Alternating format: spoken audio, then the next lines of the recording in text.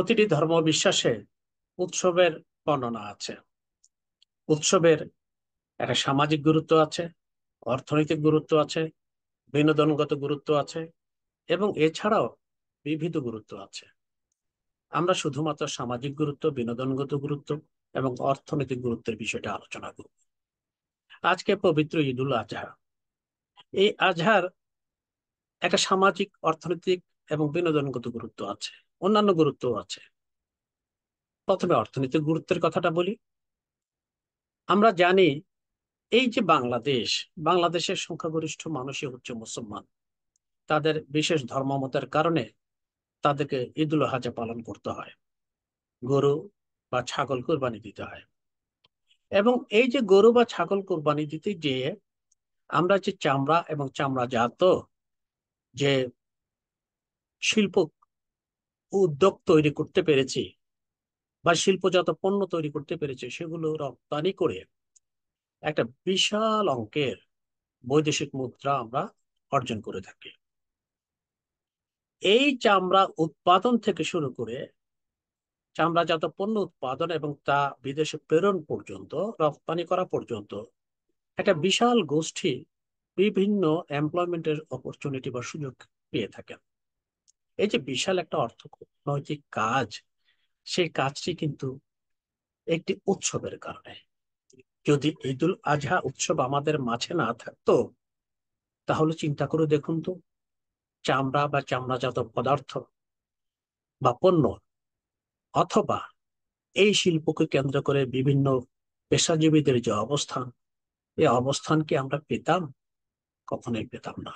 এক বিশাল অর্থনৈতিক কাজ সম্পন্ন হচ্ছে কিন্তু এই উৎসবের কারণে। আপনারা যদি লক্ষ্য করেন, দেখবেন কক্সবাজার হোটেল ব্যবসায় রমরমা অবস্থা এখন। কেন? উৎসবকে কেন্দ্র করে হাজার হাজার মানুষ বাংলাদেশের প্রত্যন্ত প্রত্যন্ত অঞ্চল থেকে কক্সবাজার ছুটে যাচ্ছেন ছুটি কাটানোর জন্য। ছুটির সুযোগটা করে দিয়েছে ঈদুল আজহা বা একটা উৎসব। এবং এখানে লক্ষ্য করবার বিষয় হচ্ছে যে এখানে হাজারো পর্যটক আসছেন, বিভিন্ন ভাবে ছোটখাটো মেলা অনুষ্ঠিত হচ্ছে, দোকানপাট সজ্জিত হচ্ছে, সেখানে গাড়ি ঘোড়া বা ট্রান্সপোর্টের সংখ্যা বাড়ছে। বিশাল এক অর্থনৈতিক কাজ কিন্তু সম্পন্ন হচ্ছে এই সময়ের মধ্যে। কেন?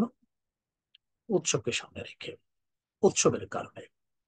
আমরা যদি লক্ষ্য করি যে চাহিদা জনগণের জন্য, যখন কোনো পণ্যের চাহিদা বাড়ে, ভোগ করবার চাহিদা বাড়ে, তখন উদ্যোক্তা সেখানে বিনিয়োগ করতে নিয়ে সামনে আসেন। সুতরাং যখনই বিনিয়োগ হয়, মানি ফ্লো, বাজারে অর্থের সমাগম হয়। এবং শুধু তাই নয়, যে পণ্য উৎপাদন হয়, বিশেষ একটা ভোক্তা শ্রেণী সেটা ভোগ করে তৃপ্তি পান, অর্থনৈতিক কর্মকাণ্ড সচল হয়, মানি ফ্লো বাড়ে। এগুলো কখন হয়? উৎসবের সময় এটা বাড়ে। এবং উৎসবের সময় মানুষ জামা কাপড় কিনতে চান, বিভিন্ন তৈজসপত্র কিনতে চান। যেমন এই উৎসবকে কেন্দ্র করে ডিপ ফ্রিজের বিক্রয় বেড়ে যায়। কেন? কারণ পণ্যের চাহিদা বাড়ে, তখন ফ্রিজের চাহিদা তখন বেড়ে যায়। সুতরাং এই যে ব্যবসাটা, এটা শুধুমাত্র যোগান এবং ভোগের মধ্যে দেখলে হবে না। এর মাঝখানে যে বিষয়, বিশেষ করে যে পেশাজীবীদের উদ্ভব ঘটে, সেখানে কিন্তু এমপ্লয়মেন্ট অপরচুনিটির মাধ্যমেও কিন্তু একটা বিশাল অর্থনৈতিক কর্মকাণ্ড সম্পন্ন হচ্ছে। সুতরাং আমরা দেখলাম উৎসবের একটা অর্থনৈতিক কার্যক্রম আছে। শুধু তাই নয়, আমরা যখন দেখি যে এই যে খ্রিস্টানদের বড়দিনকে সামনে রেখে সারা পৃথিবীর হোটেলগুলো, মরুভূমির অঞ্চলেই হোক অথবা ভারতবর্ষের প্রাচ্যের অঞ্চলেই হোক, সেখানে হোটেলগুলোকে তুন্দ্রা অঞ্চলের গাছ দিয়ে ক্রিসমাস ট্রি সাজানো হয়। কেন? বাণিজ্যের কারণে, শুধুমাত্র বাণিজ্যের কারণে। সুতরাং এই যে উৎসব বড়দিন, তার একটা বিশাল অর্থনৈতিক কর্মকাণ্ড আছে। বিভিন্ন এয়ারলাইন্স গুলো সারা পৃথিবী থেকে পর্যটক গুলোকে তার দেশে পরিবহনের ক্ষেত্রে এই বড়দিনে বিশেষ ভূমিকা পালন করে। বিশেষ করে তখন বিশাল একটা অঙ্ক তারা আয় করতে সক্ষম। কেন? বড়দিন নামের যে বড়দিনের এক উৎসবকে সামনে রেখে। সুতরাং সব ধর্মে, সেটা সনাতন ধর্মই হোক, বৌদ্ধ ধর্মই হোক, যে উৎসবগুলো আছে সে উৎসবগুলোর অর্থনৈতিক তাৎপর্য আছে। শুধু তাই নয়, নাস্তিক যারা, যাদের ধর্মীয় বিশ্বাস নেই, কিংবা যাদের ধর্মীয় বিশ্বাসকে অবলম্বন করে কোনো উৎসবও পরিলক্ষিত হয় না, তাদেরও উৎসব আছে। যেমন সোভিয়েত ইউনিয়নের ছিল অক্টোবর বিপ্লব বার্ষিকী, কিংবা আহ লেনিনের জন্মবার্ষিকী, সেগুলো তাদের উৎসবের অংশ ছিল। সে উৎসবকে কেন্দ্র করেও কিন্তু সারা পৃথিবীতে অর্থনৈতিক কার্যকলাপ বৃদ্ধি পেত।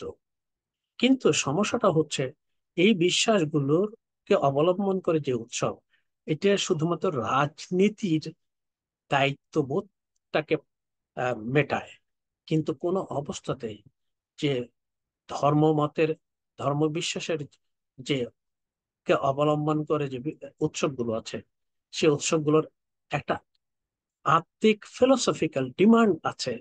যে ডিমান্ডটা সাধারণ জনগণকে উদ্বুদ্ধ করলেও নাস্তিক্যবাদের রাষ্ট্র এবং রাজনীতি কেন্দ্রিক যে উৎসব আছে, তার মানুষের সমস্ত চাহিদাগুলোকে মেটাতে পারে না। যাই হোক, সেটি আলাদা বিষয়। আমরা আলাপ করব যে বিনোদন। আমরা বিনোদনের কথা যদি বলি, সমস্ত বিনোদনই কিন্তু এখন অর্থনৈতিক কর্মকাণ্ডের অংশ। ক্রিকেট খেলাই হোক, ফুটবল খেলাই হোক, এগুলো বিশাল অর্থনৈতিক কর্মকাণ্ডের সঙ্গে জড়িত। আমরা ওয়ার্ল্ড কাপকে সামনে রেখে, এই টি-20 ওয়ার্ল্ড কাপ চলছে এখন, সে ওয়ার্ল্ড কাপকে সামনে রেখে আমরা যারা ক্রিকেটার আছেন তারা ইনকাম করেন, যারা আয়োজন করেন তারা ইনকাম করেন, যারা টেলিভিশনে প্রদর্শন করছেন তারা ইনকাম করেন, জুয়ারিরা, যেটা বৈধ নয়, সেখানে তাদেরও ইনকাম হচ্ছে। সুতরাং এটিও একটি অর্থনৈতিক কাজ। আমরা ঈদ উল আজহাকে সামনে রেখে যে ছোট বাচ্চা ছেলেরা বিভিন্ন পার্কে জড়ো হন, কি বিভিন্ন পর্যটন কেন্দ্রে জড়ো হচ্ছেন, তাদের সকাল থেকে সন্ধ্যা পর্যন্ত আনন্দের মধ্যে দিয়ে দিন কাটাচ্ছেন, এগুলো সবগুলোই হচ্ছে বিনোদনের অংশ। বিশেষ করে শিশুরা বিনোদনের অংশ হিসেবে এটাকে সবচেয়ে বেশি উপভোগ করে থাকেন। এবং সোশ্যালাইজেশনের ক্ষেত্রে আমরা বলি, সোশ্যালজির স্টুডেন্টরা, যে সোশ্যালাইজেশনের ক্ষেত্রে এই উৎসবগুলো একটা বিশেষ ভূমিকা রাখে। সেটি ধর্মমতের বিশ্বাসী হোক বা রাজনীতি কেন্দ্রিক, রাষ্ট্রকেন্দ্রিক বিশ্বাসী হোক, এগুলো কিন্তু মানুষকে আহ, মানুষের বিনোদনের চাহিদাটাকে মেটাতে সাহায্য করে। আছে আমরা সামাজিক দিকটা, সামাজিক দিক কিভাবে উৎসব আমাদের প্রয়োজন মেটায়।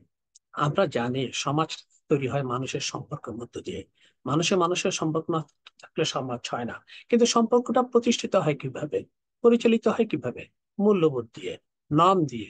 পরিবারে, পরিবারের সদস্যরা, ছেলে মেয়ে, বাবা মা, সবাই একই মূল্যবোধ বা নর্ম শেয়ার করেন, ফলে পরিবারের সংহতি টিকে থাকে। এই যে সংহতি টিকে থাকে, পরিবার সেজন্য টিকে থাকে। হাজারো পরিবার টিকে থাকলে সমাজ টিকে থাকে, সমাজ সুস্থ থাকে। এই যে আমরা বলি আমাদের জাতীয় পতাকা, লাল সবুজ পটভূমির উপরে লাল সূর্য, যখন আঁকা হয়, তৈরি করা হয় পতাকা, তখন সেটি আমাদের মূল্যবোধের ঐক্যের প্রতীক হয়ে দাঁড়ায়। টেকনাফ থেকে তেতুলিয়া পর্যন্ত সমস্ত জনগোষ্ঠী, আমরা যখন জাতীয় পতাকাকে উড্ডীন করা হয়, দাঁড়িয়ে সম্মান দেখায়। অর্থাৎ আমরা এই জনপদের মানুষ একই মূল্যবোধ শেয়ার করছি। এই শেয়ারিং এর মধ্য দিয়ে জাতীয় সংহতি প্রকাশ পায়, রাষ্ট্র টিকে থাকে, সমাজ টিকে থাকে, অর্থনীতি টিকে থাকে। সমাজ শৃঙ্খলাবদ্ধ হলেই শুধুমাত্র অর্থনৈতিক কার্যকলাপগুলো ঠিক মতো থাকতে পারে। সুতরাং আমরা যখন আসাফিয়ার কথা শুনেছি ইবনে খালদুনের মুখে, রক্তের সম্পর্ক যেমন সামাজিক সংহতির জন্য, পারিবারিক সংহতির জন্য প্রয়োজন, ঠিক একইভাবে আমরা যে সংহতি, সেটা মেকানিক্যাল সলিডারিটি যারা সমাজ বিজ্ঞানের ছাত্র তারা বুঝবেন, অথবা অর্গানিক সলিডারিটি হোক, সেগুলো আসলে আমাদের মধ্যে ঐক্যবোধের তো একটা ফিলিং তৈরি করে। উৎসব কিন্তু তাই করে। এই যে প্যালেস্টাইনের জনগোষ্ঠী লড়াই করছেন, পৃথিবীর তাবৎ মুসলিম সম্প্রদায়ের লোকজন প্যালেস্টাইনি মুভমেন্টটাকে সমর্থন করেন। এটা একটা সম্প্রদায়গত বিষয় আছে। সম্প্রদায় মানে এখানে ধর্মীয় বিশ্বাসের সঙ্গে সম্পর্ক আছে। আবার একই সঙ্গে যদি আমরা অন্যভাবে দেখি, খ্রিস্টানরা, ইহুদিরা, কিংবা অন্যান্য সনাতন ধর্মাবলম্বীরা কি প্যালেস্টাইনি মুভমেন্টকে সাপোর্ট করে না? করে। কেন করে? মানবতাবোধ। এটাও একটা ফিলিংস। তার ফিলিংস থেকেই কিন্তু প্যালেস্টাইনি মুভমেন্টটাকে অনেকে সমর্থন করছে। এই যে ঐক্যের জায়গাটা, এই জায়গাটার মধ্যে কিন্তু ওই যে বিশ্বাস এবং তার অনুষঙ্গিক যে উৎসব আছে, বিভিন্ন কর্মকাণ্ড আছে, সেগুলোকে নিয়ন্ত্রণ করছে আমাদের ঐক্যবোধের প্রকাশের ক্ষেত্রে। সুতরাং সারা পৃথিবীতে আমরা যে জাতীয় পতাকা দেখি, জাতীয় সঙ্গীত দেখি, আমাদের চারপাশে যত প্রতীক আমরা তৈরি করি, সবগুলো কোনো না কোনো ভাবে আমাদেরকে সামাজিক সংহতি প্রকাশের জন্য। আপনারা জানেন স্বস্তিকা একটি প্রতীক, সেই প্রতীকটাও কিন্তু যারা আর্য ছিলেন তাদের ঐক্যের প্রতীক ছিল। কেন ঐক্যের প্রতীক ছিল?